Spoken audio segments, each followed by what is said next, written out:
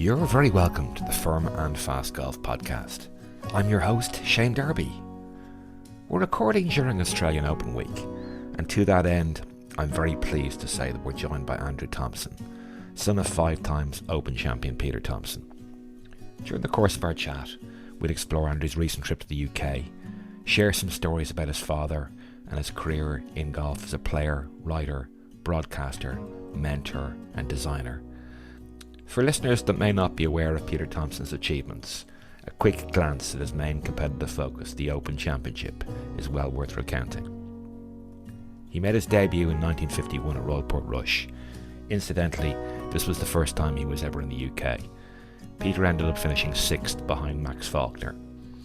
In 1952, Peter was runner-up to his great friend Bobby Locke at Royal Lytham in St Anne's. In 1953, the Open was held at Carnoustie, and Peter tied second behind Ben Hogan.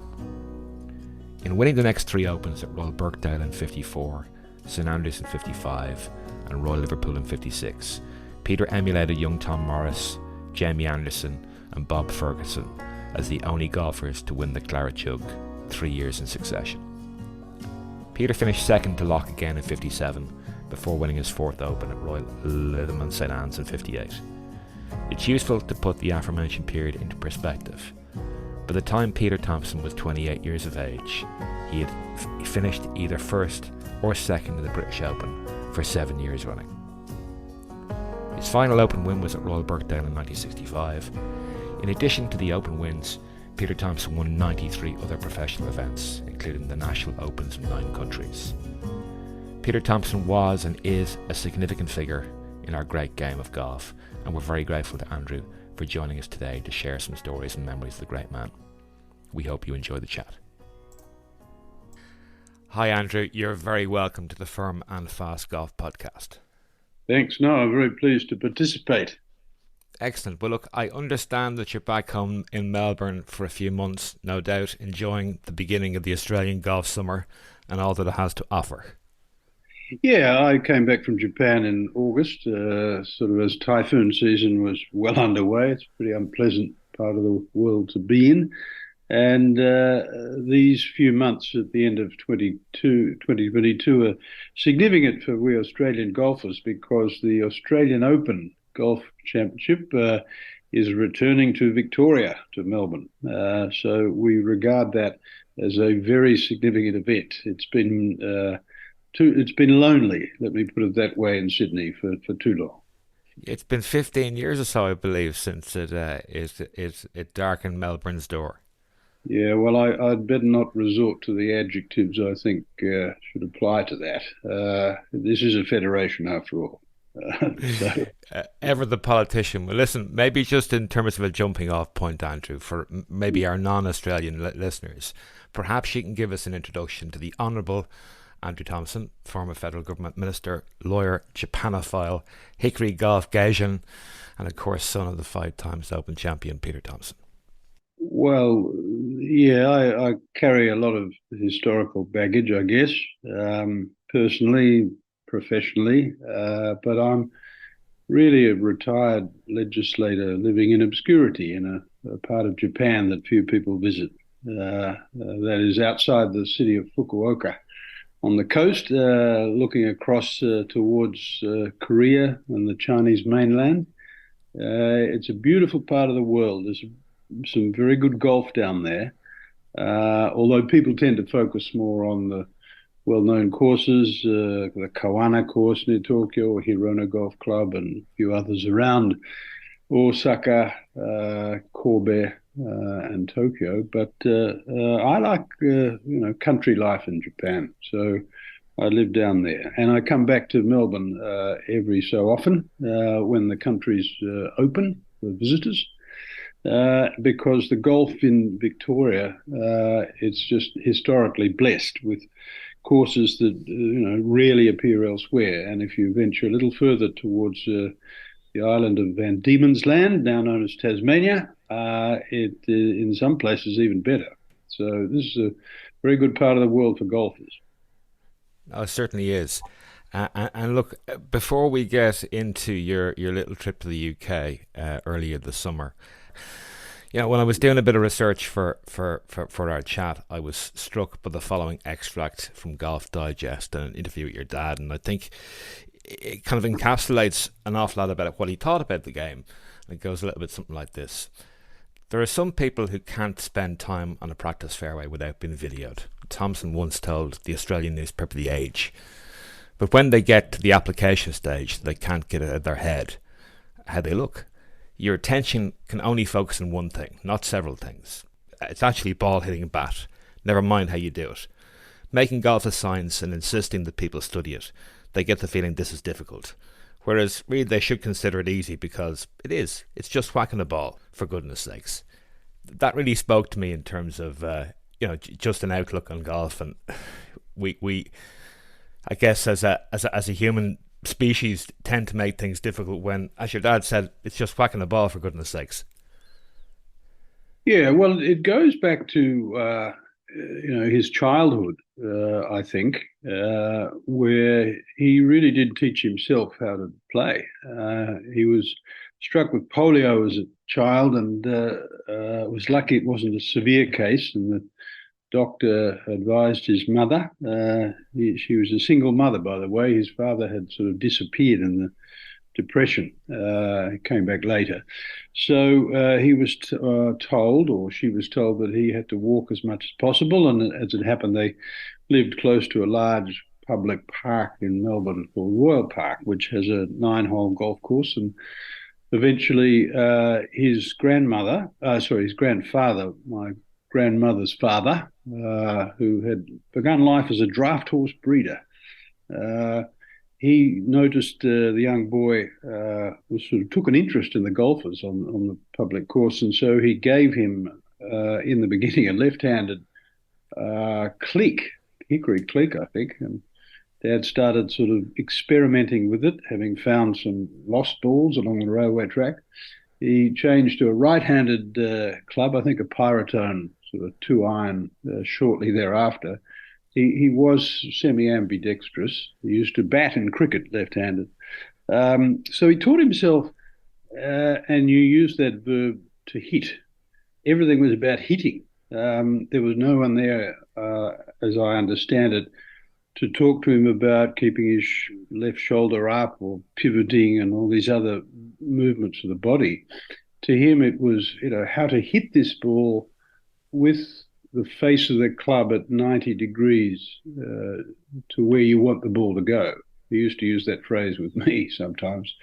And so he taught himself how to hit it, not sort of how to swing or anything like that. It was all about hitting it, because that's how you get it to its objective. And he never sort of lost that notion that anything beyond hitting the ball was a needless complication, and could really only do damage to a player.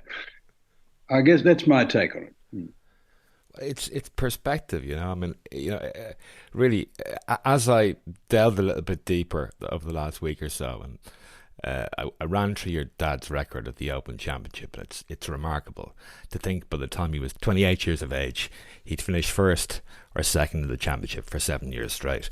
I mean, it would appear that the mental and physical preparation for the Open appears to have been his main focus from the, possibly the very beginning. I mean, it was really the pinnacle of the sport, perhaps, as he saw it. Yeah, we see it these days as 4 major tournaments for men, and a series of other aspirations, whether it's week-to-week PGA Tour tournaments or European Tour or the Australian Open or the Japan Open if you're a Japanese player. But I think he saw the game as a series of attempts to win prize money through the year to support himself and then his family, and one lofty goal. Every year you aspired to be the champion golfer of the year, so you prepared for that. That was the goal. Now, obviously, the players in the United States had maybe you might call it a broader perspective, because they had the US Masters and the US Open, their own championship, and their PGA Championship, which was sort of coming along as a major. for a young fellow from Australia, and I think the same can be said for the South Africans and the Kiwis. It was the Open Championship that mattered. That's how you made your mark on the world. So he prepared for that. Not hours and hours on the practice range. It was all in his head, and certainly when the championship was on foot, he'd spend hours in his hotel room when he wasn't reading Mahatma Gandhi or something, just thinking about each hole and how he was going to survive it or birdie it. That's how it was done. Did your dad view his win at Royal Birkdale in '65 any differently to the other four? 65, yeah, there's no doubt that by that time the field was different. There was much more hoopla and the influence of the American media. You would have called it the press in those days. Was much more significant in the mid '60s than it was in the '50s. So therefore, I think for him it was significant. But the other thing about it is that he was 36 years old. So to be able to do it, in his 30s, as he'd done it, four times in his 20s, I think that was, a very important thing because, at the age of 36, he really had three young children. And, to be blunt, the financial burden of that was growing very fast. So he had to assure himself that he was able to earn prize money sufficient, to support the family. And 2 years later, in 1967, he won the Australian Open again, and that was, so my mother sort of quietly says, this was another big milestone, not because it was the national title of his home country, but because it proved that he could still win and earn. And this was important, up there in the head, because I think, as any professional sports player, man or woman, knows very well, if your form starts to fade, then your confidence is at risk, and once you start losing your confidence, you can't win. So to be able to regularly prevail at that age, it was very important because you turn 36. There's some guy who's 22 who's a real threat. And it's your family's sort of livelihood, unless you're a extremely wealthy player, as some of them are these days, by the age of 30. But in those days, this was going to work, and a family needs a budget, money. So Dad used to sometimes say that he thought professional golf was a gambling life, and he didn't want me to go anywhere near a gambling life. But that's what destiny had him do. So 1965, in that sense, yeah, it was as much a statement to his peers that he could still do it. And he still wanted to win, well into the early '70s. When he was 40, he still thought he could beat, the younger guys. Didn't quite happen, but he was still trying. He used to say that he'd played the Open 30 times and lost 25 of them. So maybe that's how he thought, until he must have finally said to himself, the time has passed, I can't do it anymore. So I wasn't really around as even as a teenager to observe a lot of that, but I learned about it later. Yeah, amongst the recent reportage associated with the 150th staging of the RNA's annual golfing jamboree at St Andrews, one feature really jumped out to me, namely your circumnavigation of the UK with, I think, your friend Tony Rule, paying homage and remembrance to the open road of venues that your dad loved so much. What can you tell us about the trip? Well, yesterday I published a sort of an essay about it, or an essay I wrote about it was published here in Australia in the Golf Societies of Australia's quarterly magazine. But let me tell you briefly. in early 2018, when Dad was going downhill, very steadily with Parkinson's disease, my mother said to him that she would have a small portion of his ashes scattered on the old course. And he said, well, I'm not sure that's a great idea. It might cause a bit of a fuss in the town. And I don't want to cause a fuss, but he said, there's obviously nothing I can do to stop you. So he passed away in June of that year. And my mother and I talked about it. And, the next Open Championship was at Royal Portrush. So it wasn't really opportune. We didn't really want to go all the way to Portrush, the two of us, and stop in St Andrews on the way or whatever. So we sort of postponed and thought, well, maybe next year. And then the pandemic began and everything was postponed again and again until finally the clouds really lifted last year, and with the Open Championship at St Andrews this year, 2022, it was obvious our time had come to do it. But by earlier this year, my mother was feeling a little frail, so she said to me, look, you better go alone. Go with your friends and watch the Open Championship and just do what we'd promised your father. So that was the original idea. And sitting in Japan in the months earlier this year, my friend Tony Rule, who's now captain of Royal Melbourne Golf Club, he had arranged a series of visits to introduce himself as captain to some of the reciprocal clubs in Britain. And that included Royal Liverpool, Royal Birkdale and Royal Lytham. So he said to me, would I come with him as a decoration? So I said, yeah, sure, I'll come. I look forward to trying to beat you on any course on God's earth. And if it happens to be an open road course, all the better. So, okay, the two of us agreed to make this trip and to stop in Woodley in near Leeds on the way and then go up to St Andrews. And once we'd sort of put this plan to bed, so to speak, I suddenly thought, well, hang on. Tony's talking about 3 courses where Dad won an Open Championship. So, maybe some of the ashes ought to go on each course. So I suggested it to my mother, and she said, yes, that's a very timely idea. Just go do that. So we went to each course, and I took with me a half set of Dunlop Maxfly clubs, which we're pretty sure Dad used to win the 1958 Open Championship at Lytham. I took a 2-wood and a 2-4-6-8 iron, pitching wedge, sand wedge, and a hickory putter in a small sort of pencil bag. They're actually too heavy to carry around a full set, but a half set was just right. So playing with them, after each round, I quietly put a little bit of Dad's ashes on the 18th green when nobody was looking.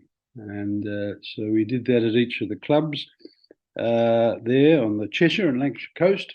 And I told my hosts afterwards, each day, what I'd done. I didn't want to have them discover it by accident later and think that I'd been sort of sneaky. So, and everybody was very decorous and rather moved by it.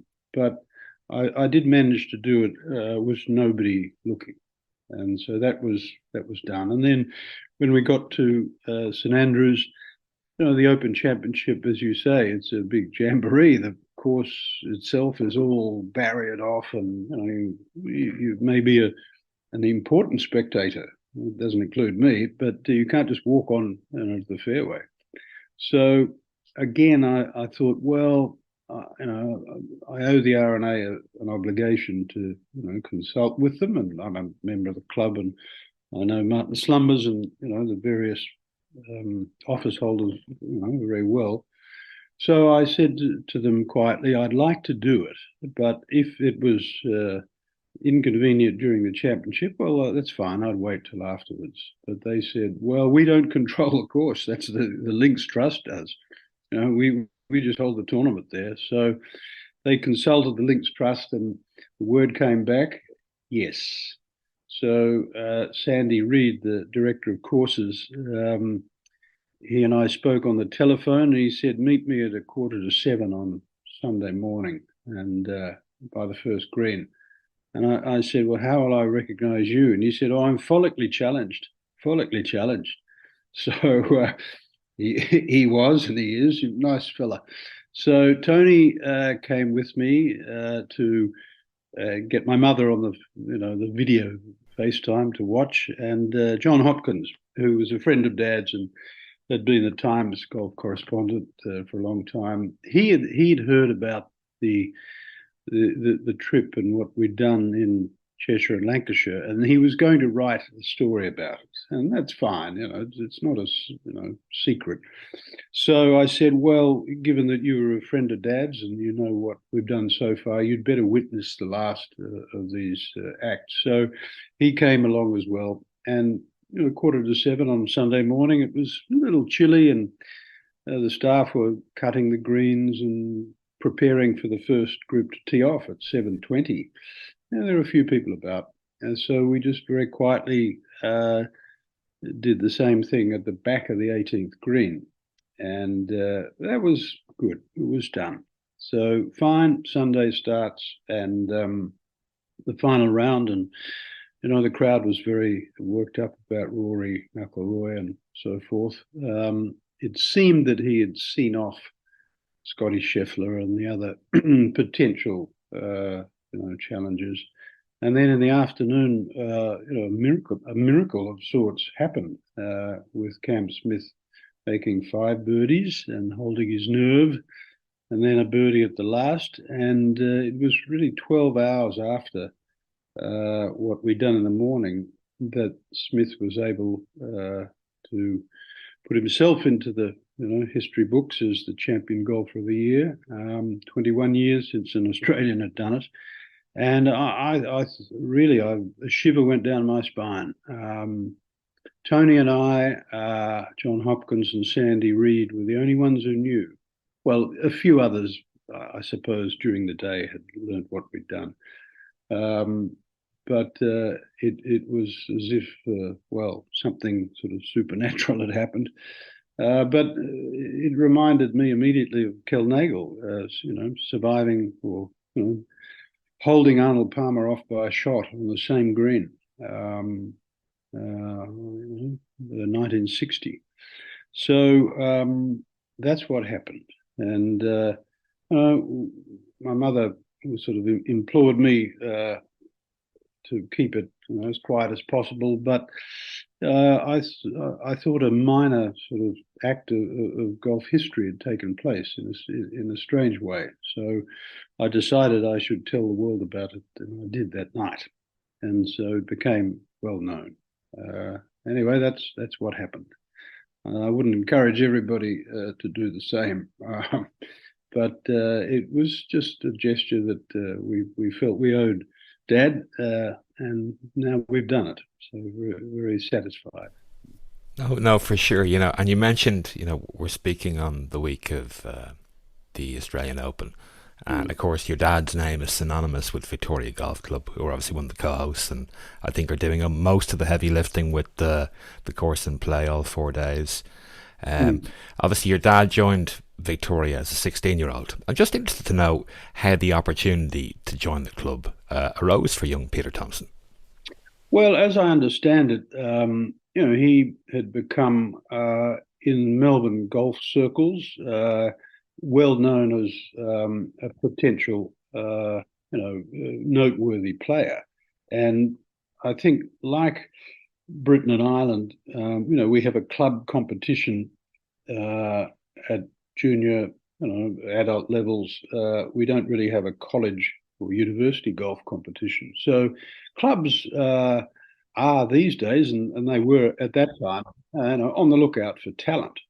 So Victoria Golf Club was an interesting institution because a lot of the golf clubs in Melbourne, and I guess other parts of Australia, they went very close to going under financially in the Depression.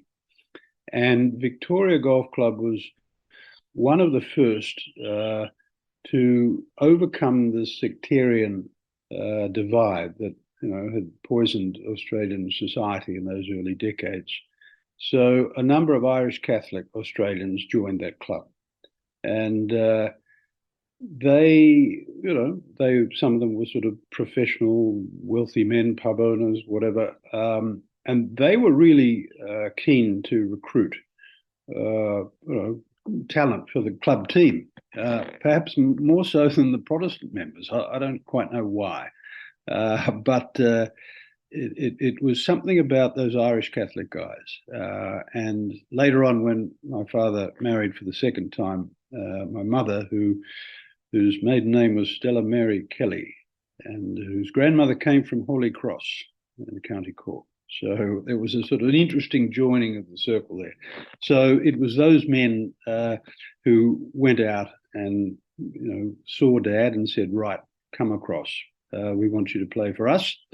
And that led to, I think, a boost in his confidence. That he must have felt as a 16-year-old that he was really getting on in life. And I think it was around that time that his father reappeared.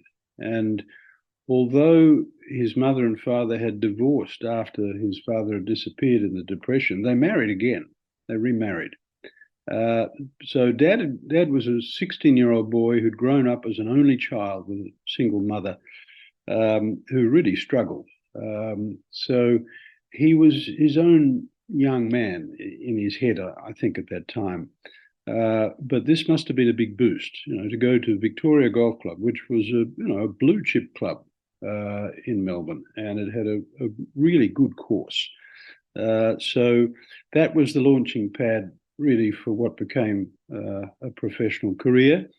And by the way, it was those same members who had recruited him from Municipal Royal Park who put the money up to fly him to New Zealand, and to fly him to Sydney first and New Zealand to start winning tournaments as a young professional.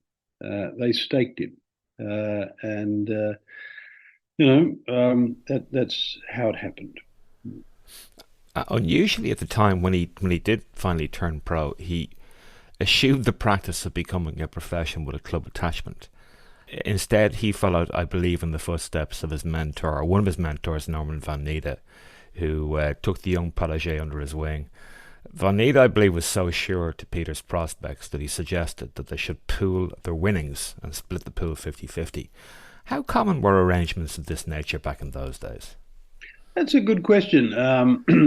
What happened was that, the Professional Golfers Association of Australia was organised as a federation. Every state, had its own, semi-autonomous chapter, and they made the rules. So if you wanted to be a professional golfer, you had to do an apprenticeship at a club. So he was lucky in that a professional here in Melbourne at the time, George Naismith at Riversdale Golf Club, had a certain contempt for those closed shop rules. So he agreed to take my father on as an apprentice with almost no duties in the pro shop. He said, "You are an apprentice, you meet the requirements of the PGA rules, you'll be an apprentice for a year, but go play tournaments, son. Go win. Go get out there and win." And he did. So that's what happened. So the apprenticeship was really a nominal one. That's all. And when Norman von Nida, saw him and competed against him, what a generosity of spirit that, instead of turning his back on a young man who was probably a threat to his own, prize money potential, he said, no, let's go do this. Let's really do this together. So perhaps it might have come from horse racing. Norman von Nida was very keen on horse races or race horses, and he and Dad owned a few together over the years. And I think the notion of splitting a prize pool between co-owners of a racehorse was probably what Norman had in mind. I don't know how often it happened with other players.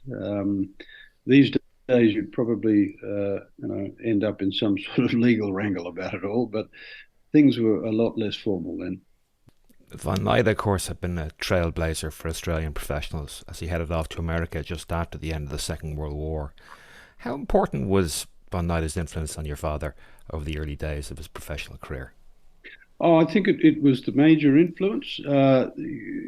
Again, go back to put yourself in sort of Dad's shoes. He had no father figure in his life growing up. So the men at Victoria Golf Club who had sort of helped him emerge from semi-poverty and this little municipal course, they were important figures, but there were a number of them. Whereas Norman was one man and a successful professional, he was exactly what Dad aspired to be. So he showed Dad how to dress with a slight flamboyance, which was quite unnatural to Dad and his sort of Scottish Presbyterian sort of background. But Norman was the sort of guy who could attract a crowd. I'm sure he'd learnt that from watching some of the successful Americans, Gene Sarazen and others, who really knew how to cause a fuss and bring people to watch them. So Dad, he said that he copied a lot of things as a young man. He copied parts of Ben Hogan's swing or Byron Nelson's swing and Sam Snead. He would watch and copy, and he used to quietly say that people had described his own action in hitting a ball as sort of unique, but he didn't see it that way. He saw it as an amalgam of what he'd witnessed and copied. And Norman von Ida's sort of way of doing things as a professional. Some of it rubbed off on Dad. I think he knew quietly that people want to watch a player do something. That sounds a sort of a pretty obvious, rather trite thing to say, but that's the essence of professional golf: getting people to watch you play well and win. So Norman's example, and Norman von Ida had sort of stood on the shoulders of others before him. As Dad always said, he stood on Norman's shoulders to do, in a way, what he did. And likewise, Bobby Locke had a way of dressing and behaving and a decorum that attracted people. So that was, I think, putting myself in Dad's shoes at that time, if I can. That's what happened. He saw what other men had done successfully, and he tried to do the same in his own way. Just following on from obviously Von Nida's time in the States, I think your dad spent probably half the year competing in America from 51 to 1960. I understand that he considered the United States an overpowering environment, resolving that when I learnt all I wanted to learn, I left. What sort of welcome were foreigners likely to get from the indigenous US-based professionals in the 1950s? Well, it was anything but warm, I gather. First of all, Dad spoke often about the sort of physical nature of the tour in those days. The golf courses were very second rate, and the hotel accommodation was poor. Often he had to share a hotel room with Sam Snead because neither of them smoked cigarettes. And Sam liked him, and Dad could be relied upon not to turn up at the hotel room until 9 o'clock at night, when Sam had finished his extracurricular activity. Let's put it that way. And Dad was also pretty much a teetotaler, so they got on well. But grinding away week after week they weren't idyllic circumstances. People really don't understand that it was a fairly grim life in many ways. So he did it, and it provided prize money, and he didn't really enjoy it much. And then he decided uh, that after 4 Open Championships, it was sort of time to go home, and the prospect of opening up professional play in Asia sort of came upon him as an idea, really prompted by the Dunlop Company, which in those days was British. And they had a distribution network for their tyres in Asia, and they was, making sporting equipment. So someone had suggested that if he, as a Dunlop endorsed player and an Open champion, would start playing more often in these very small tournaments in places like India and Hong Kong, the Philippines and Japan, it would help them sell their equipment. And so that was a very convenient sort of fork in the road for him, that he could give up this drudgery of playing in the United States for months on end and stay much closer to home. And my half sister Deirdre had been born by then, so he had a family in Australia. They were not going to travel with him. So that's really, I think, what led to him deciding to give up playing in the United States. Whereas some people saw it as, their ultimate objective, and they emigrated there in the end. But no, he was always keener to stay home in Australia and play the Open Championship every year in Britain and other tournaments there where possible. So that's, as I understand, what happened. I read recently that he believed that the rest of the golfing world, maybe at the time, were and maybe perhaps still are mesmerised by the USA and US golfers. What do you think he meant by that comment? So, what is it that's mesmerising about golf in the United States, or professional sport there? Well, to start with, obviously the opportunity to earn amounts of money that you can't earn elsewhere, and it makes life a lot easier for professionals and their families. I don't know how much the glamour or the attention of the tour there really matters to the players. It was interesting when the defections from the USPGA Tour to the Live Golf really happened during the year. It struck me that some of the players were sick to death of all the media attention and the constant week after week pressure to comment and be a celebrity and so forth, that they were much more at ease with playing fewer tournaments because there was much less scrutiny. Maybe I'm wrong, I don't know.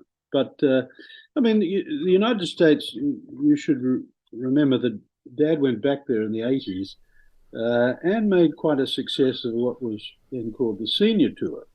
And he, Kel Nagel, Guy Wolstenholme, and one or two others from here, they really enjoyed their time in the United States in the 80s. My mother spent weeks and weeks with him. And it was a much more welcoming place by then. The quality of accommodation and the golf courses and so forth was quite different from the 1950s. And Dad was quite a student of American history. He had a shelf full of books about the history of Texas and emigration to the West and all this sort of thing. He wasn't such a constitutional sort of scholar, Jefferson and Adams and all that, but he was very interested in the emigration of the Scots-Irish to the United States and the effect that had happened on things. So he wasn't he didn't dislike America as such. It was simply the 50s were not very pleasant, whereas move on to the 80s and there was good money to be made there on good golf courses, and people were very pleasant. There wasn't any hostility towards the foreign players on the Senior Tour. I went for a few weeks myself, and we were welcome wherever we went, from Santa Fe, Texas, all sorts of places. You mentioned his 1984-85 season on the US Senior Tour. 11 wins were bagged, in fact, between September 84 and October 85. Pretty spectacular, including a US Senior PGA Championship. I understand that a very special Japanese Dunlop ball may have been involved. What can you tell us about this particular purple patch in Peter's career? Well, I've got a couple of them still at home in Japan. I don't think I've got any here in Melbourne. But Dunlop was taken over by the Sumitomo Rubber Company, I think in, what was it, the early 70s. And Dad was there helping Japan establish its golf tour, coming in as a 5 times Open champion and helping to attract Japanese sponsors. And one of the young men that he sort of took under his wings, a guy called Onishi-san, Hisamitsu Onishi. And he worked for the Dunlop Company in a division that they created to manage golf tournaments. Anyway, Onishi was a very clever young guy, and Dad taught him to speak English. And he's still around today in his sort of late 80s. So Onishi was a up and coming Japanese executive within Dunlop, and he was in charge at some point of equipment and developing new models of clubs and balls and so forth. And it was Onishi and his sort of R&D team that came up with the idea of a dodecahedron pattern of dimples on the ball.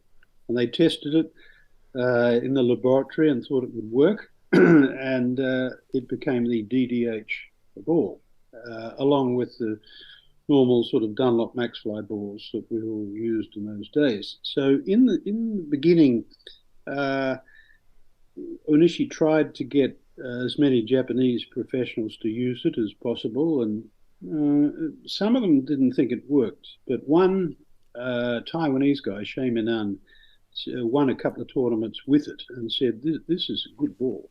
So Dad was up there playing and, yeah, sure, Onishi, give me a few dozen of them, by which time, we're now in sort of, it was the 80s. And so he took them to the United States, and he found that the ball had a sort of lower trajectory, and yet it would stop remarkably quickly on the green. So he didn't really make a fuss about it, but he began to win regularly. And in that particular year, he'd win sort of 2 or 3 weeks in a row. And he really felt it was a combination of the Mizuno irons, even though he was contracted to Dunlop. He liked a set of Mizuno irons. The Mizuno irons and the Dunlop DDH ball that did it. Anyway, word got around pretty quickly that, Peter had this unusual Japanese golf ball, which was, compliant with the rules. There's nothing, nothing sort of dodgy about it. So some of the balls were, to put it bluntly, were stolen from his golf bag. So that, so his caddy said, Russell, his caddy said that, some guy had come in and stolen some of our golf balls. Anyway, Dad finished the season with a number of victories, and he called up Onishi and said, thank you very much. That ball really worked. Would you send me another sort of, 10 dozen? And Onishi said, oh, Peter, unfortunately, we don't make them anymore. We've changed the pattern slightly. We've got a better one. Oh, no. That's the one. Oh, no, Peter-san, we have a better one. Well, the better one didn't work. So oh dear. There were a few of them around somewhere in one of Dad's old golf bags with his name, P. Thomson, in English on the side. So I kept them, and I wouldn't ever dare take them out and play with them. There's no point. But that's what happened that year.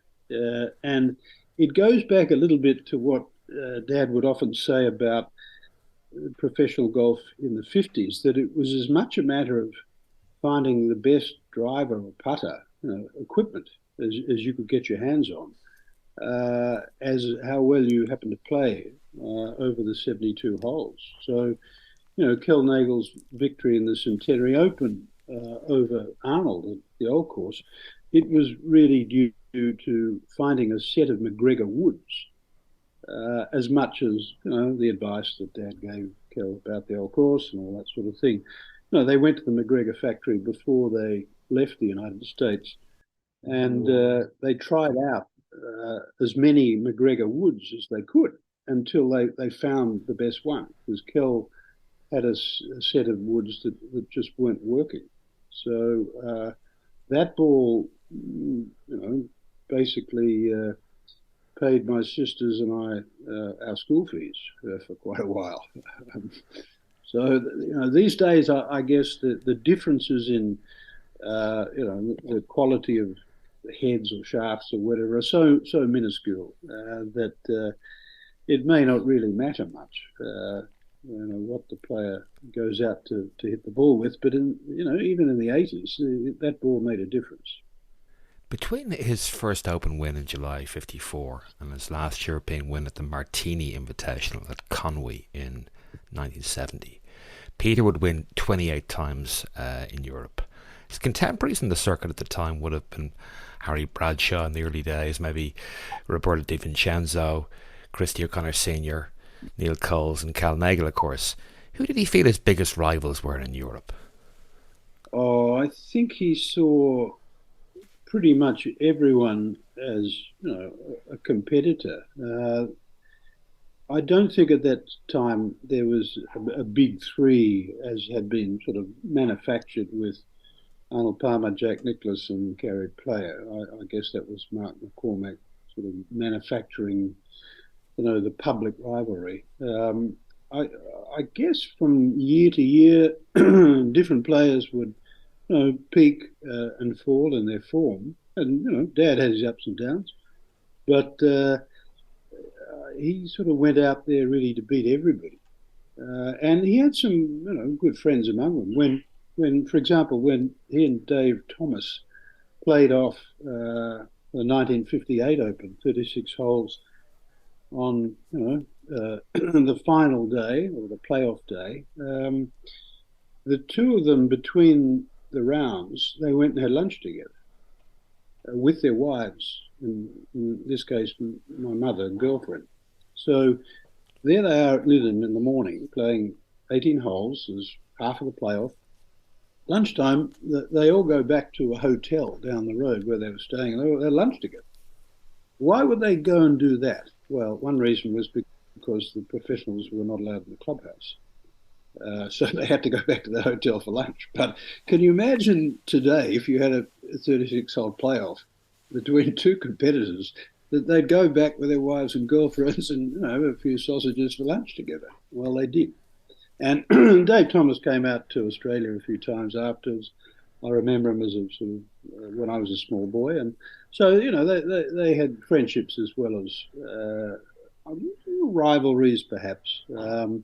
I don't think Dad and Christy got on very well for some reason, which was a pity. But you tee up on the first day of 72 holes, and there's 150 other fellows to beat. If there's one particular one, you felt was the biggest threat to you, well, you might have been flattering yourself to think that, you'd won the tournament before you'd even started. Dad was one of 150 or so. Anyone could have won. But, yeah, he was dominant for a while in many of those tournaments. But he wasn't a person to encourage that sort of feeling that there was a rivalry. It wasn't so, and I don't think Don Bradman did that in cricket either. He was captain of the Australian Test 11, and they'd play anyone and mix with the opponents afterwards. Maybe Douglas Jardine was an exception to that because of body line. But in golf, it was a fairly collegiate affair. Your dad wrote regular columns for the Age newspaper in Melbourne for nigh on 50 years. In addition to other projects, obviously, with Golf Digest, I'm just wondering how the opportunity arose to write in the Age. I don't know how it began. It actually it began with another newspaper before that called the Argus, Melbourne Argus, which eventually folded. But he'd been well educated. I mean, in the sort of state school system in those days, and with a fairly driven single mother, Grace. He tried hard to be a good student at school, and writing good, clear English was seen as a very important thing in those days. It's sadly not valued that way now. Um, so he obviously was able to do it, but more than that, I think he enjoyed it.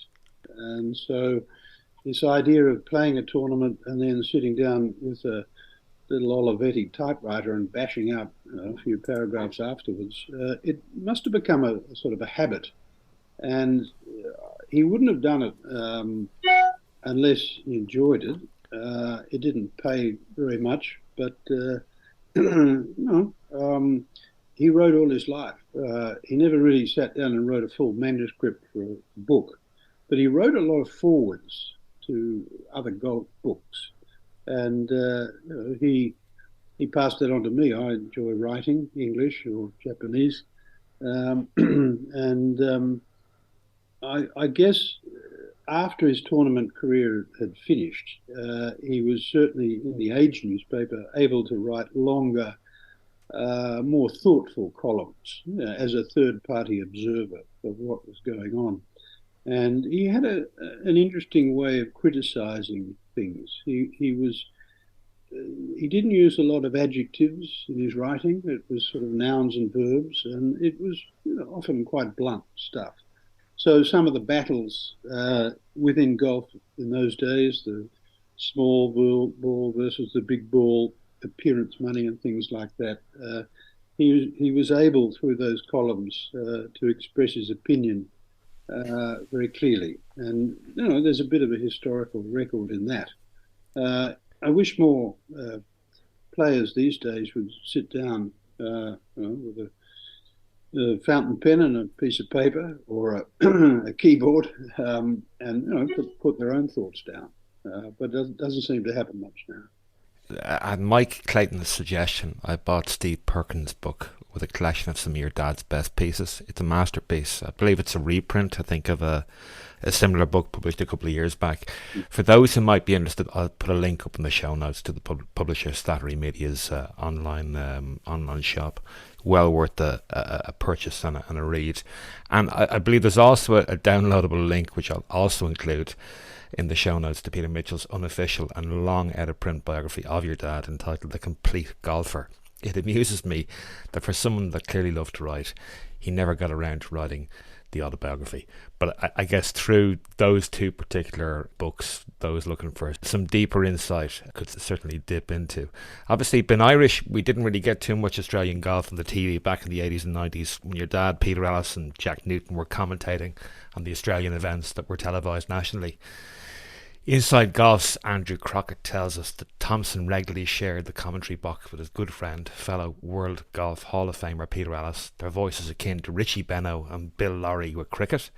Thomson's laconic way with words was perfect for golf commentary, never saying too much, always letting the viewers have their own insights, but never missing a beat with his own innate sense of the game.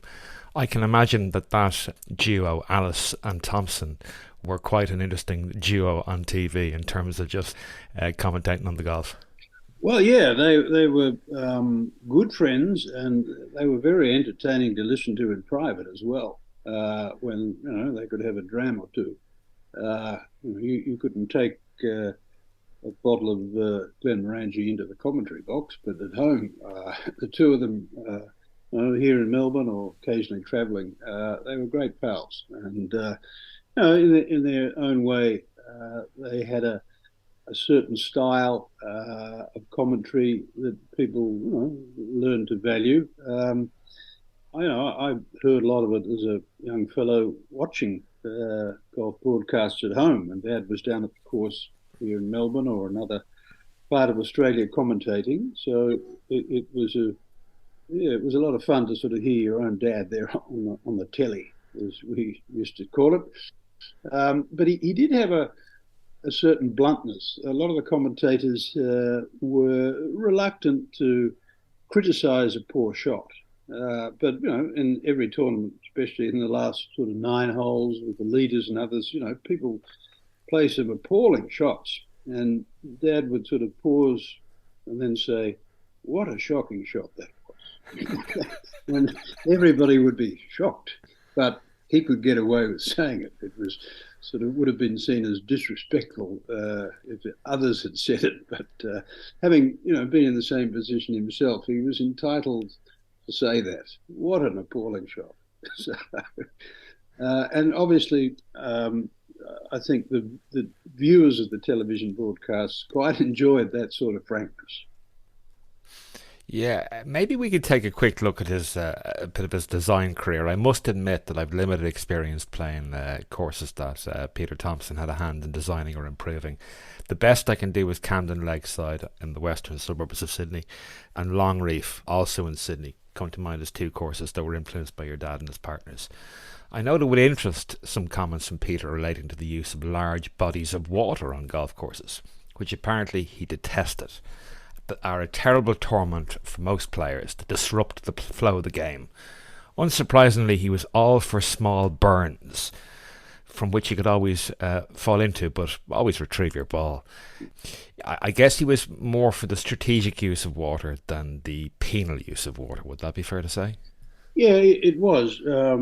He felt it was, how do you say, not a coward's way out, but it was, very unimaginative to put a body of water in a place where, a large body of water, where a ball may well fly, simply because there's no artistry in it. You might be able to decorate the edges of a large lake and make it sort of look attractive. But the essence of golf architecture was in creating a landscape or using an existing landscape on which to play golf. Now, you can't play golf on water, your ball is gone. So, by keeping the water as far away from play as possible, if you have to store it, and that golf course, Camden Lakeside, I built myself. I was the young sort of superintendent of construction there, and because the soil is clay and it's in a rain shadow in that part of Sydney, we had no choice but to create, I think, 4 large dams or lakes, and we did our very best to keep them out of play as far as possible. Some of it inevitably intrudes here and there, but that's the essence of what he was about. That it's the dullest thing you can do is to put a whole lot of water right in front of a green, and even some of the things that crept back into Augusta National Golf Club's course over the years that were really not there in the beginning when Mackenzie and Jones laid it out and designed it. I don't know. It's partly the influence, perhaps, of television. There's no doubt that the television producers, the golf program producers, they like water because it adds an element of drama in their minds. Disaster, ball goes in water, bang. Didn't Jordan Spieth put 2 or 3 in a row in the water or something? Or drama. But to Dad's classical way of thinking, that's really not playing golf. It's suffering a sort of a terrible misadventure. Okay, you might say, well, you should be skillful enough to keep it out of the water. Well, fine. But he grew up playing golf on earth and turf. And the classical architecture that he'd played on and absorbed and read about, and he founded the James Braid Society in Britain, out of admiration for what Braid had done. So that was his notion, or one of the basic notions in architecture. But I have to say that the pieces of land that he and his partners were given in the 70s and 80s, with 1 or 2 exceptions, were pretty awful pieces of land.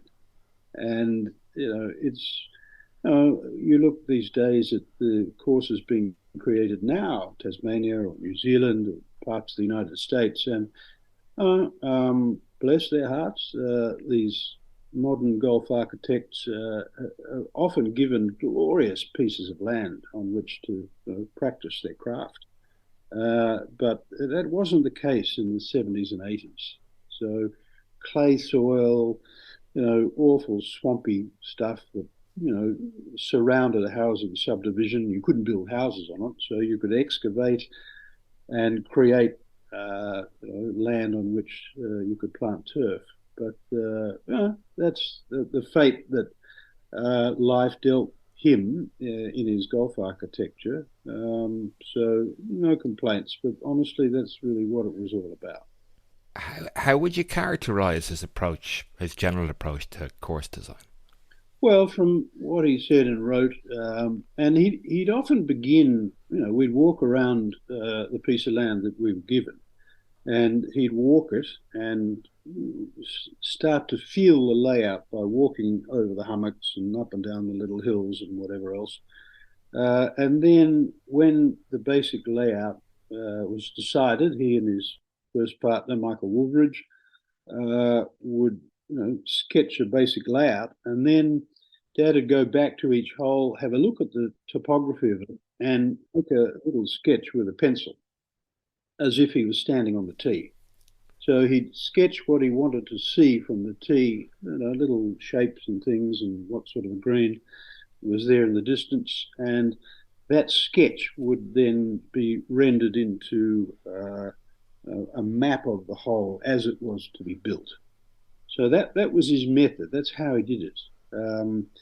What he did in terms of creating the art of a golf hole, well, he liked a certain subtlety, but he didn't appreciate sudden shocks. He liked the idea of an elderly lady being able to tee off and survive a hole, even with shots that were 80 yards long. She had to take 7 strokes, to make a par 4. Well, fine. Or 7 strokes to finish a par 4 hole, fine. But there should, if possible, be both the opportunity for a scratch marker to struggle to make par, but at the same time, you have to allow grandma to be able to finish the hole. So that was the sort of ideal. And it didn't always happen in every case, every hole, on every course he did, but that's what he strove to achieve. He obviously revered St Andrews, would obviously buy a house there at some point. How meaningful was it for him to get the opportunity to design the Duke's course at the home of golf? Well, at the time, the Old Course Hotel was part of the Intercontinental Hotel Group, which had been taken over by a large Japanese department store chain called Seibu. And the hotel had for years struggled to get its wealthy patrons games on the old course or the new course, in the peak of the summer. So someone came up with the idea of building a course slightly outside the town that was good enough to make the trip, or part of the trip to Scotland, worthwhile. So the Old Course Hotel purchased an option on a large farm up behind the town with a very large house. What do you say? It's almost a castle called Younger House. The Younger family produced tartan ale, and Stephen Younger, the last surviving member, was sort of still around. So the Seibu department store owner of the Intercontinental Hotel chain suddenly went bankrupt in Japan, overborrowed. So the creditors sold the hotel to a company that Dad had already built 2 golf courses for, one of which was Camden Lakeside. It was a printing and publishing company which owned a lot of golf courses and hadn't gone broke. So one day in Sydney, while we were building that course, Camden Lakeside, my father quietly said to me, "Oh, I want you to come with me to Scotland next month." Oh, I said, "Oh, that's a good idea. What, we're going to go and play golf?" "Well, yeah, we will, but we're going to build a golf course at St Andrews." "What?" Yeah. The owners bought the Old Course Hotel, and there's planning permission to build a golf course somewhere. Oh, okay. So that's how it began. We finished it off, an inland course. The soil, bit of clay in it, certainly not sandy up there, but it was very pleasant. And we learned a lot about Scotland in building it, and not all of which I probably should say on air, but it was during that time, the construction of that course, that my mother sold the shares that Eli Callaway had given Dad in order to use one of the first Callaway woods. And that's another story. But Eli Callaway, before his company was public, was struggling to find players to use his early woods, and Dad on the seniors tour agreed to use it and quite liked it. And Eli said, well, I really don't have any money to give you as a sponsor, but would you take some shares in my little company?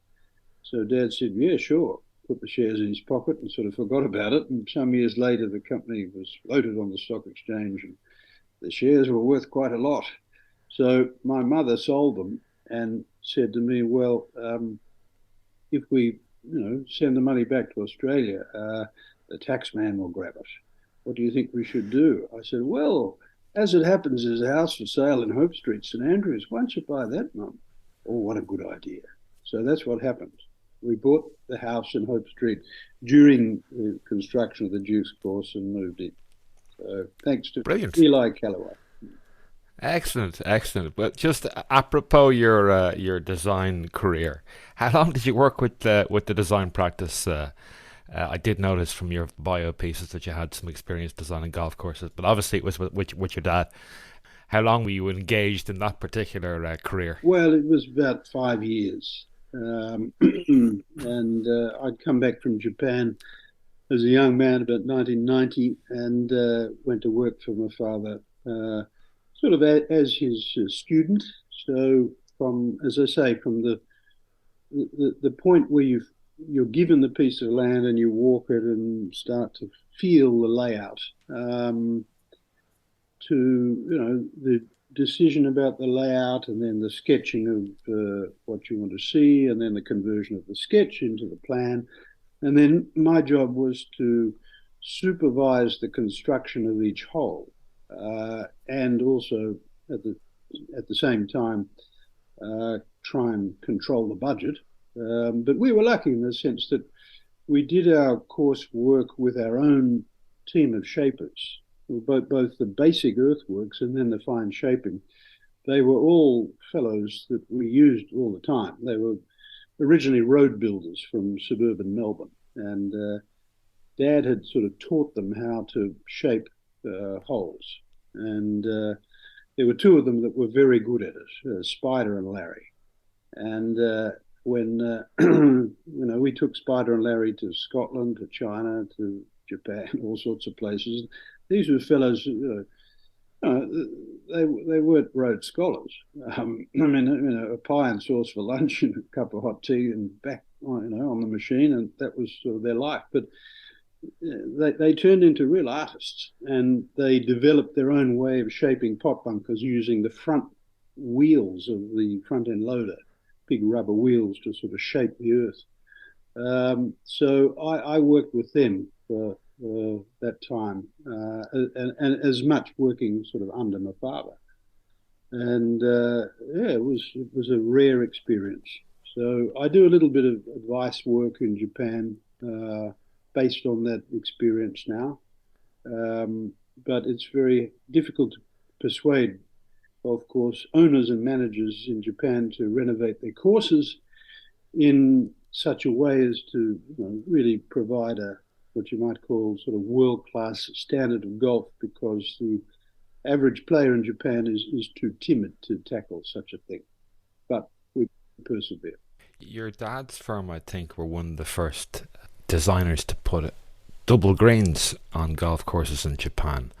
What did the Japanese make of the double green when they saw it for the first time? Well, there are a few, and there's about, I think, there's 14 courses or so that they designed, and it depended really on the owner. If you've got a really good individual guy who played a bit of golf, certainly, in Britain, more often in Hawaii and America, for Japanese golfers, but those who trusted Dad and were Anglophile in nature. There are some Japanese people who are quite Anglophile, as opposed to being Americanophile. And so they agreed it was a good idea, and it was done in some cases there, and some of them still remain. But there's not, with the exception of about a half a dozen golf architecture, golf sort of commentators in Japan, there's just not the number of people there who spend their lives appreciating golf architecture to know what they're seeing. So you get a knowledgeable Japanese golfer who will play a double green and say, "Wow, this is really good," and then just move on. Whereas others, more of our ilk, perhaps, will go back and play it a few times and really treasure what we see there. So it's just a matter of experience. We're lucky that we get to travel more often and play the great links courses where these double greens exist. And the old course is obviously the number one among them. But it doesn't happen so often in Asia. But I think Dad was very entertained by the notion of doing it. And, but in Japan, despite Charles Allison bunkers being copied as a particular feature, an Allison bunker was what the Japanese describe as a very deep bunker. I don't think almost anybody copied those double greens. So they're still rare. As somebody who obviously speaks the language and indeed calls Japan home for at least some of the year, I'm keen to get a feel for how golf differs there to perhaps other places. Oh, where do I begin? Well, if you look at the Pacific War as a sort of dividing line, you had courses built before the war in the 20s and early 30s by Charles Allison in particular, and then two Japanese disciples of his went on to build a few more before the war, and they learned from Allison the craft of golf design, layouts, shaping, and so forth. And each of them developed their own subtle style. And then when the war intervened, golf was really shut down. And as the economy revived in the early 50s, and one or two railway companies began to build golf courses in the suburbs of Osaka and Tokyo, it sort of got a bit of momentum. And then 1954, I think, the World Cup, or Canada Cup it was called then, was played in Tokyo and won by the Japanese team of Nakamura and Ono, and that really set the game on fire. So as the population grew with better nutrition and the suburbs began to sort of spread out, golf became something that Japanese men and a lot of women aspired to play.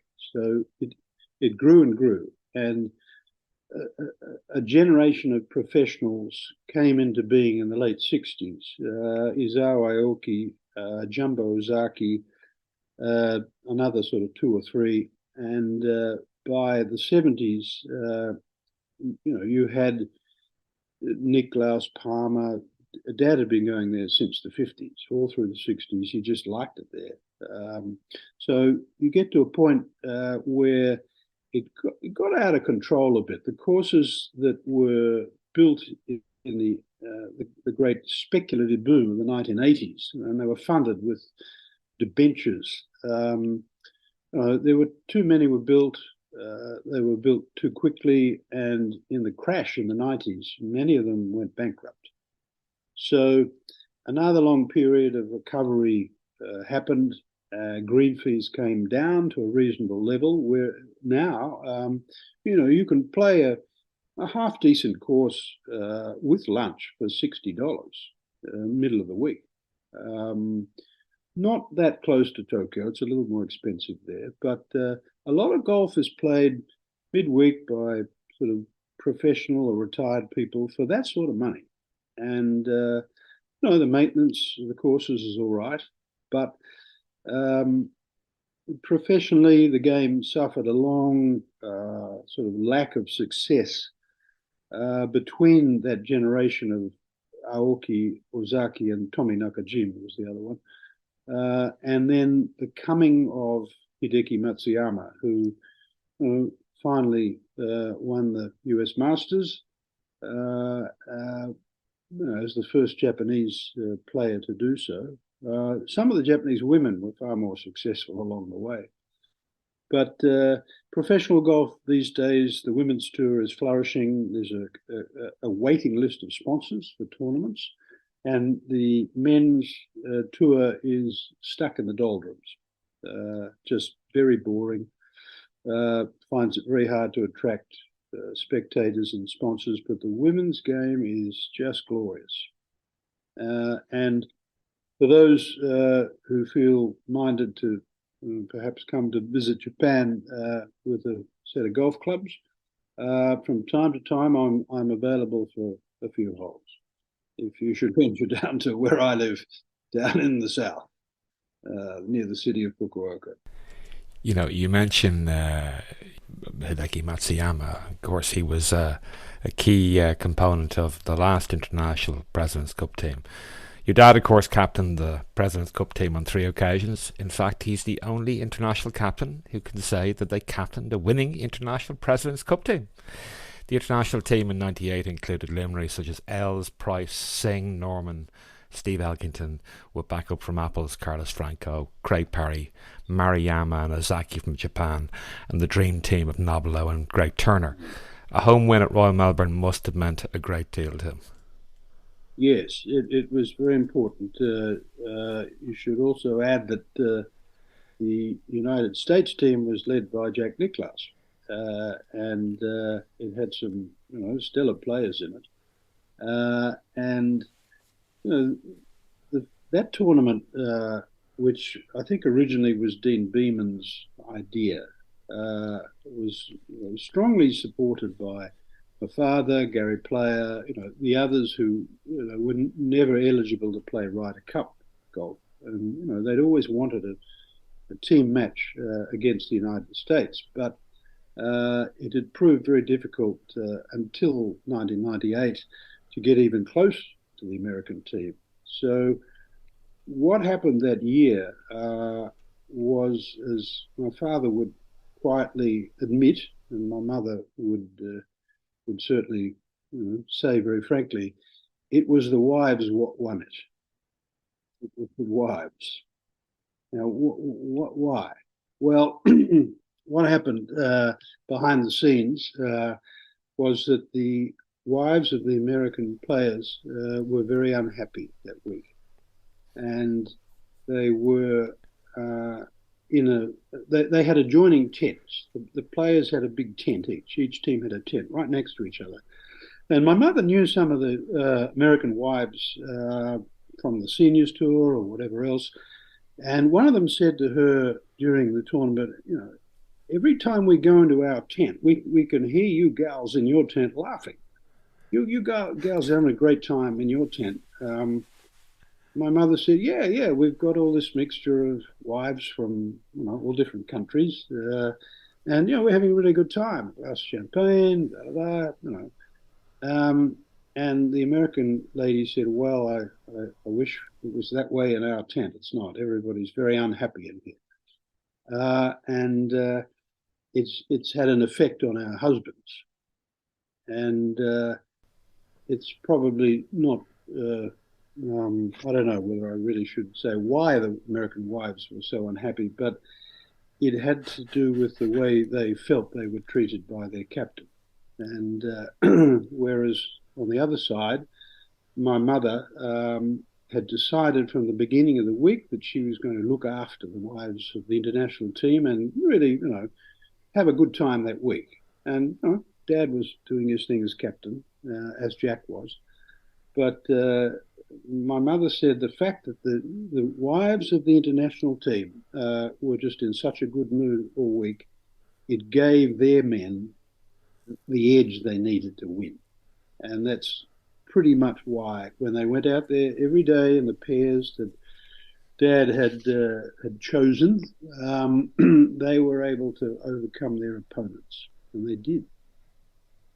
So when Ernie Els came last time, to the end of 2019, with his team, well, there were some fine players there, but as it happened, quite a lot of the players in the international team, their wives were American. So there wasn't quite the sort of sense of rivalry that there was back in 1998 when none of the international wives were American. You see what I mean? So Yeah. I don't know that anyone's ever really said this in public, but that's what happened. And Okay. I was there all week. I'd just been fired as Minister for Sport and Tourism by the Prime Minister here in a cabinet reshuffle. And my mother was very angry with the Prime Minister, but that didn't distract her from making sure that those gals had a great time. So that's how we won. You mentioned your time as the federal sport and tourism minister. I think you were involved in planning for the Sydney Games as well. Yeah. Something I was wondering earlier on: how much more difficult is federal politics to golf club politics? What's easier to negotiate? Well, I've never sat on a committee of a golf club. I'm chairman of the Japan Hickory Golf Association. We've had the odd factional stoush, you know, among our hickory players in Japan, but no, national politics in a democracy, with a free media. It's not the case everywhere. No, it's a very competitive business. Every morning, you wake up to very fierce scrutiny of what you do, what you say. You've got to be very careful. And it's very easy to be distracted by, the sort of hullabaloo around you, to lose sight of your sort of values and principles. And inevitably, it's a collegiate or a successful government and opposition. It's a collegiate effort. So you have to accommodate other people's views that you disagree with. If you're going to survive, and that side of it was sometimes very difficult. It's a strange business, very metaphysical. People who work in a profession with clients or patients, or work physically, it's almost impossible to explain what it's like governing, making decisions according to statutes if you're a minister, and then making decisions about where to spend money, or where to raise the money to begin with, how to force people to pay tax, in what way, to what level, and then where to spend it. It's a very complex business, but I'm glad I did it. It was just under 7 years, and we used to get up early in the morning in Canberra and go and have 9 holes. It was about 10 past 6, and rush back to Parliament House, have a quick shower, and we'd be there in time for the House of Representatives to start at 9 o'clock. And we'd play with fellows from the opposition as well. Just go and have a quick 9 holes. Not every morning, but Canberra is a capital city, isolated from the rest of Australia. It's not like going to the Dale in Dublin or the House of Commons in London, or Washington is such an enormous city. I lived there for a little while. It's all politics and government, but Canberra is a rather strange place. But Royal Canberra's got 27 really good holes. That's what I remember. Your dad, of course, ran for office as well. Yeah, he at about 1978, I think. One of his good friends was the Premier of the state of Victoria, like a Canadian premier, the sort of state governor in the American sense. And the party it was the conservative side of politics. The party was in its, I think, 22nd year of government, so it was getting pretty tired. And they wanted to rejuvenate the parliamentary ranks in the state parliament. So this Premier, Lindsay Thomson, he asked his friend Peter Thomson to run for a marginal seat. And so Dad felt obliged to do it. And he was busy with golf architecture, but it was before the seniors tour had begun. So his tournament career had finished, and he decided that he should do as requested. So he put his hand up. He was chosen as the candidate, and he spent 2 years knocking on doors in this sort of inner suburb in Melbourne, not far from where we lived. So when the election came, by that time the tide had turned very much against that party, the Liberal Party it's called. And so even though his result in the seat was better than the sort of state average for the party, he didn't make it over the line. And, he was very annoyed and disappointed that he hadn't won the seat. But in retrospect, it was what launched him on the senior golf tour. And so, in the long term, there were no real regrets about losing. One place that he didn't seem to have much trouble getting across the line, Andrew, is New Zealand.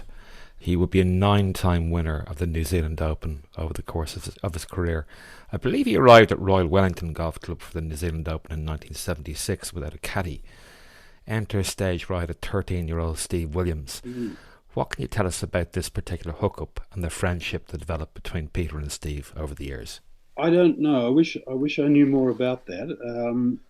I'd like to sort of sit down and talk personally about it with Steve Williams. But the other person who caddied for him as a young man, 12, 13-year-old, on one day was Adam Scott. Wow. Yeah, Adam Scott was a young kid whose father was the club pro at a course Dad had designed called Twin Waters in Queensland. And Dad went up there to play around, I think well after the course was open, just to see what was going on. And there was Adam with his dad, club pro. So Adam caddied, and that led to him being fired to pursue a career in golf himself. But New Zealand was very sort of close to Dad's heart, and I spent a lot of time there as a child. We used to go across as a family for a month and just have a holiday there while Dad and Kel and everybody else were playing tournaments. And he felt an affinity with the country that had something to do with his ancestors emigrating from Scotland to Victoria, because he'd sometimes say if they had chosen a different sailing ship in Greenock, the harbour near Glasgow, then we would be Kiwis and not Australians. So there was something about the nature of New Zealand's origins as a settled colony and then an independent country, Scotland being very important in that just struck a chord with him. So he liked going there to play, and being comfortable there, he was able to win more often than not, I guess, at least in the New Zealand Open and a few other tournaments. So it remains sort of an important thing in our family. New Zealand is its own country, very proud of it. There are those who urged them at the time Australia sought and gained independence to join as part of the federation. And there's still a clause in the Australian Constitution that allows for New Zealand to join, but they never will, and they never should.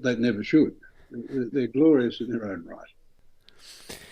Despite rumours to the contrary, and we touched on it earlier on, obviously your dad was keen to play around the world, but despite rumours to the contrary, the original idea for the world tour was undoubtedly formulated by Peter Thomson, not Greg Norman. There appears to be significant support in Australia for Greg's new limited field events. What do you think Peter would have made of the past 12 to 18 months in the world of professional golf? Well, I'm sure would have he would have wished that this had come about with a lot less acrimony, and I guess 99% of people would fall into that category of thinking. It's a great shame that it happened with such, well, personal difficulty. And I'm sure that if Tim Fincham were still the commissioner of the tour, that would not have happened. I don't say that to lay personal blame on Mr. Monaghan, but occasionally in these great events, whether it's clashes between nations and so forth, it really does depend on who is leading each side. And the same could be said of the LIV side of it. Rory McIlroy's had his say, and I think in the last 24 hours or so, Tiger Woods likewise.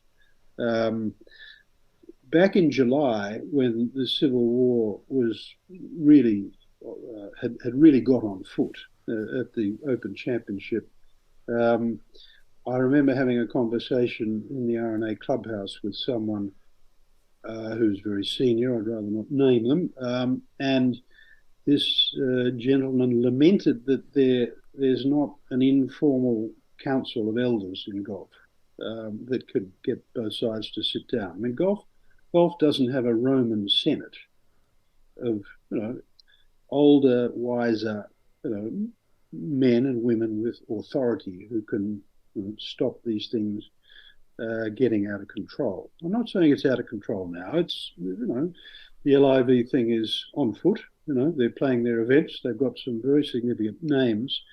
But what puzzles me is when are they going to graduate from this 54-hole format? It just seems a really strange thing to persevere with something, a shotgun start, team event, 54 holes, when, we really want to see 72-hole tournaments. And if there were to be two rival tours, with very similar formats, well, fine.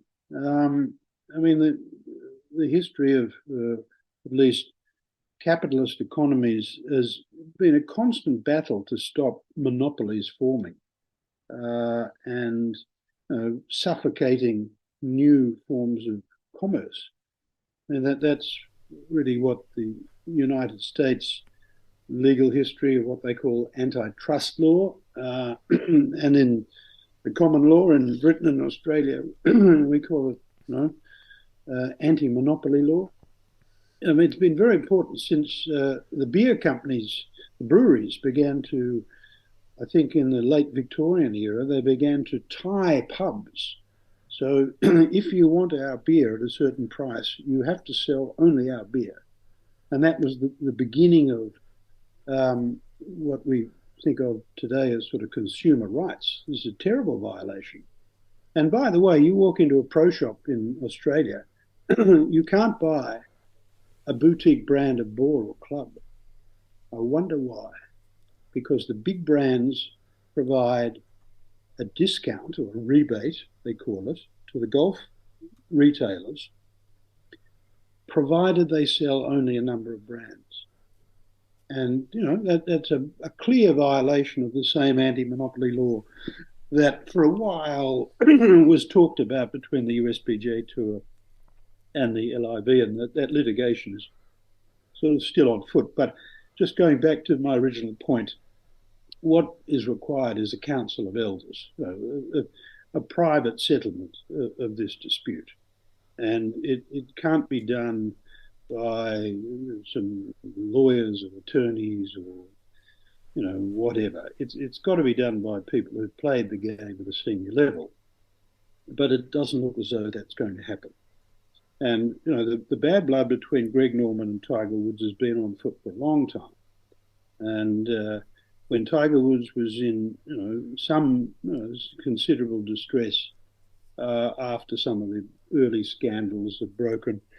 I understand that somebody called Greg Norman and suggested, would you, invite Tiger over for a beer and try and cheer him up? This may be anecdotal nonsense, but the reply was, well, why would I bother to do that? He's never picked up the phone and called me. So, here you have bad blood between certain individuals. You have a lack of Roman senators that can call everyone in and try and sort out a modus vivendi. But look, basically, I think the average golf fan in Australia wants to see more golf with better players more often. It's quite simple. Just as we want to go to a pub and be able to choose from 4 or 5 different beers, not just one.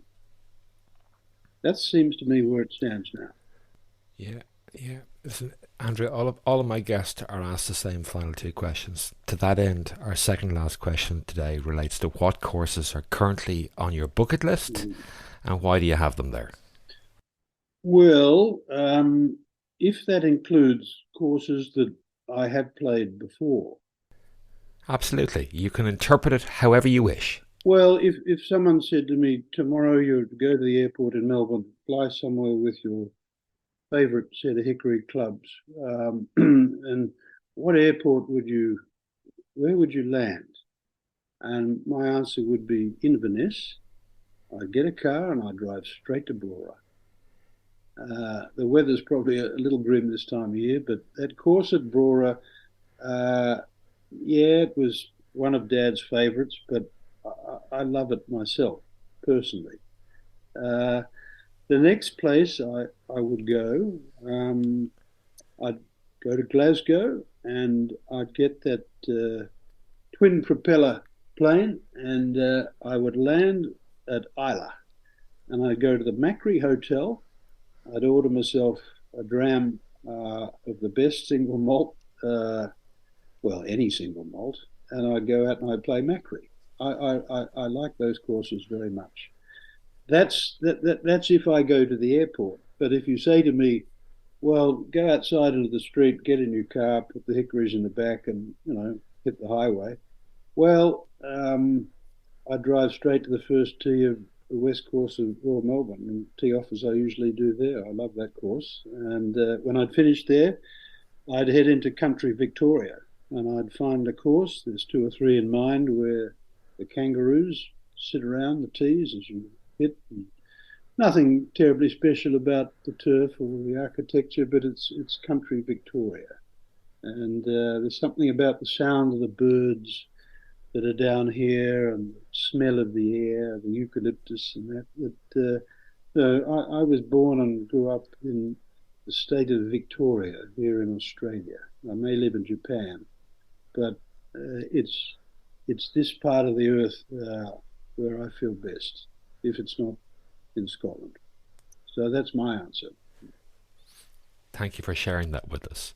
Our final question today, Andrew, relates to 2 reading recommendations for golf books that might augment any golfer's library. Well, a month or 2 ago, I finished Stephen Proctor's book, The Long Golden Afternoon. And I couldn't recommend it more highly. It made such a difference to the way I understand the game, not hitting the ball, but the game. The history of the rivalry between England and Scotland, and the individual players before the great triumvirate's age and towards the end of it, Hilton, Ball, others. It's a magnificent work, and I look forward to meeting Stephen Proctor one day and buying him a dram to thank him for what he's done. It's a remarkable book. Yeah. He's doing a great service to all us golfers that like reading a bit of history. Yes. I hope he's included in the King's birthday honours next year. Although I'm not sure whether, as a citizen of the United States, he qualifies. I hope so. He probably doesn't qualify, but I think that he would be tickled pink to hear that. Indeed. Good on him. The second one was the book you mentioned, which a journalist called Steve Perkins sat down with my father and recorded him talking about golf. Its original title, I think, was A Life in Golf. And as you point out, it's little, you wouldn't call them even essays. They're little bite-sized sort of comments about a page each and a short page.